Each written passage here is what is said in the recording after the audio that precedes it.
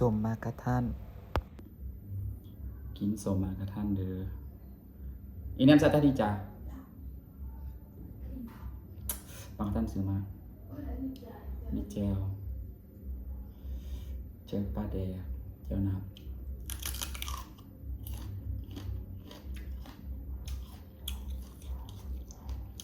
แซ่บ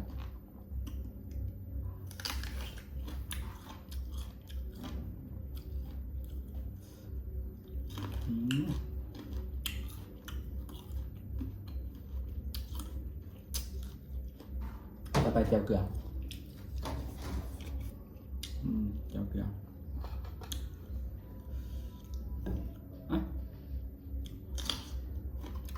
ว่าเป็นนัวเป็นเม็ดเลย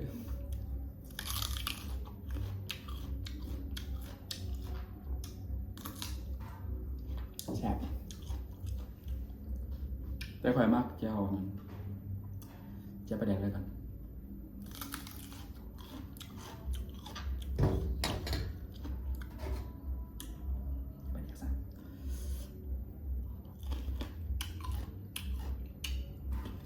เหมือน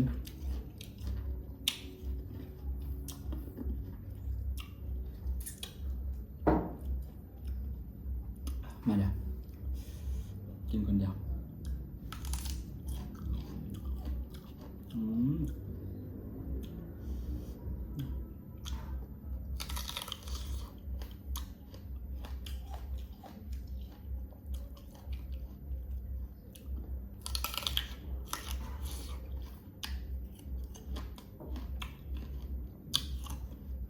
ผสมนะผสมน้ำผสมนิดนึงผสมมันช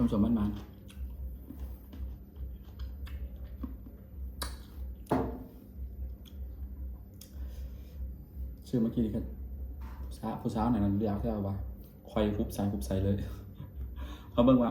มันคือสีดีนะมันคือสีบะหมี่แม่นะค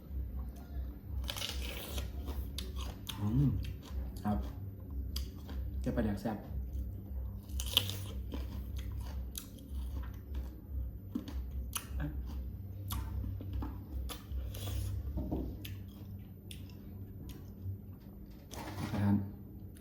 ความพี15,000 กีบถือว่า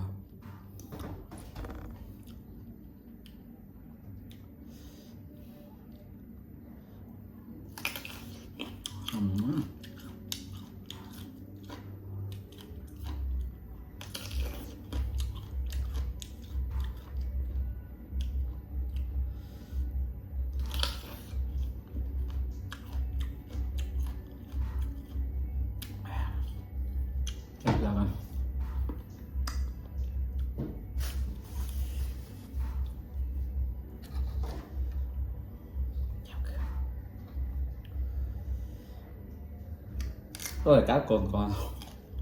โอเคจับกันจะเป็นนวดที่ไรก่อนเป็นนวดกดลายล้างไปบ่มีแม่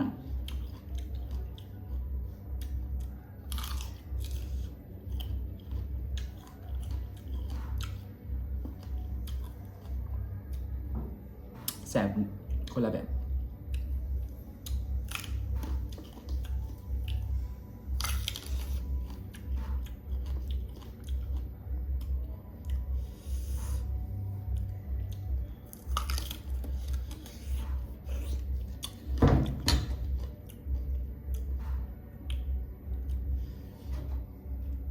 ปลาแดกมันต้องกินปลาแดกแห้ง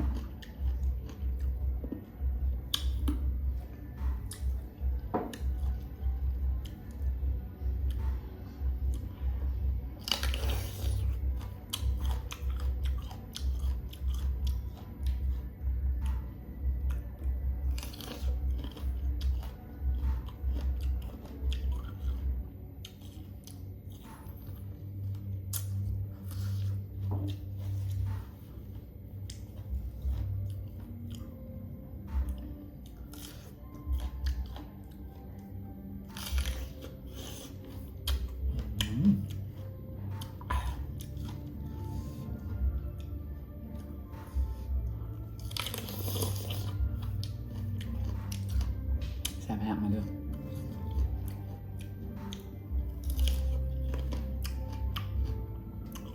อ๋อผมมีแบ่งรสชุดหน่อย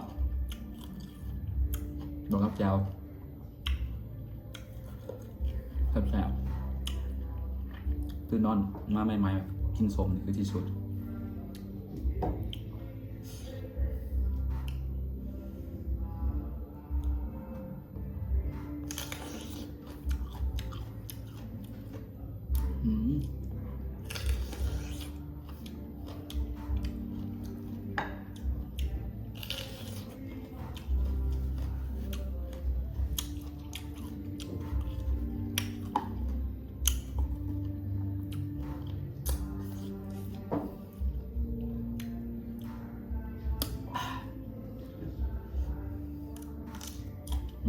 มาเดี๋ยว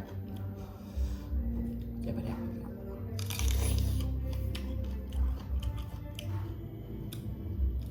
น้ำลายแตกบ่ผู้ใดมากินน้ำลายแตกแน่นอน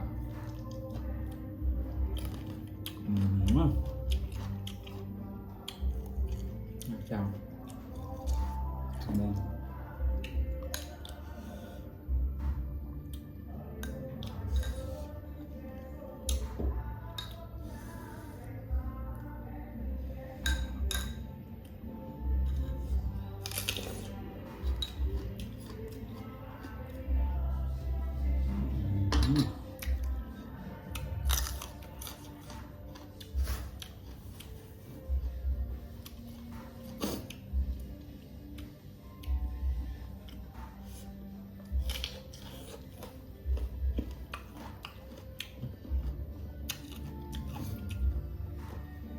มาเรื่อย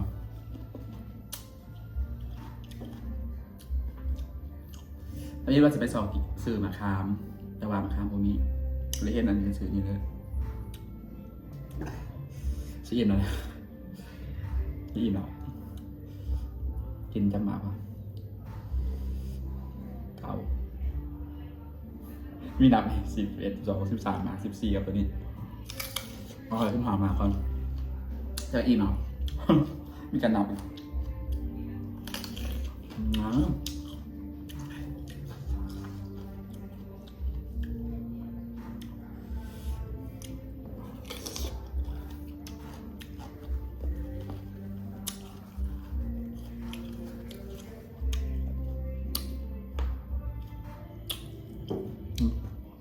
ำสุกๆเนาะ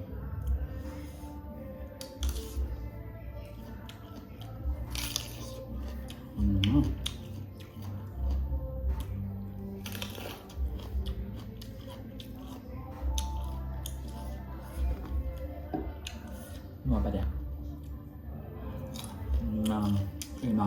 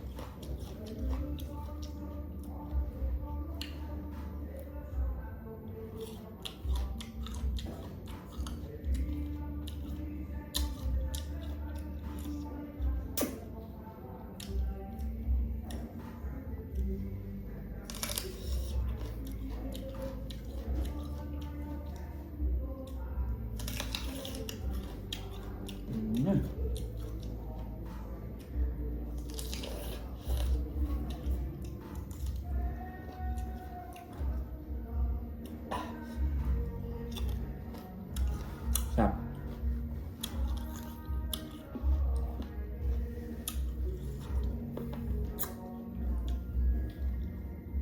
เวลาไปกินสมก่อนนะเพื่อเจ็บท้อง2 ห่องแล้วอันนั้นที่จะกินสม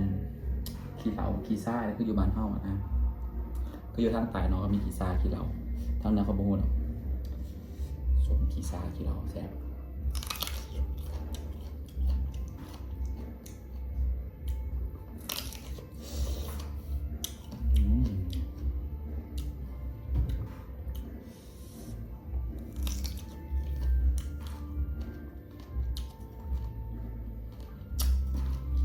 เออกัดศพตัวเองเจ็บเลือดออกมาจาก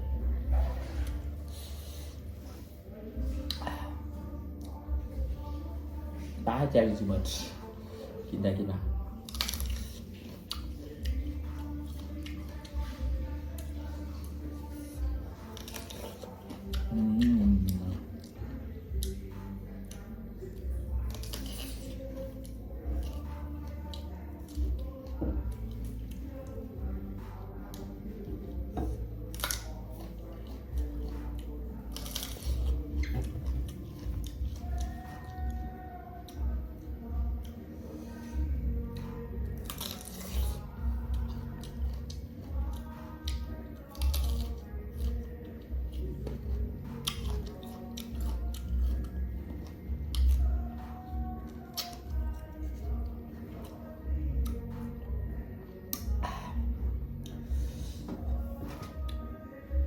ไม่ไหวละ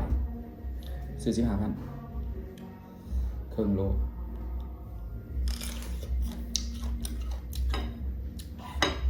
ซ้ำเจียวมันหมด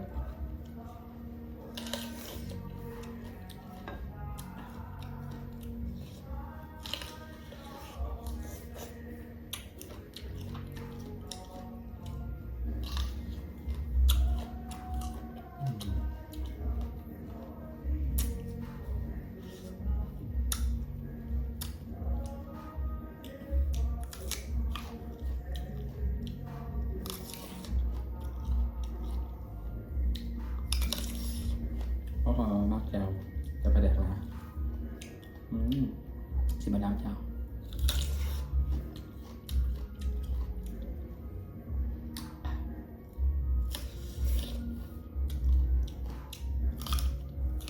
ของจะมาบายทุกคน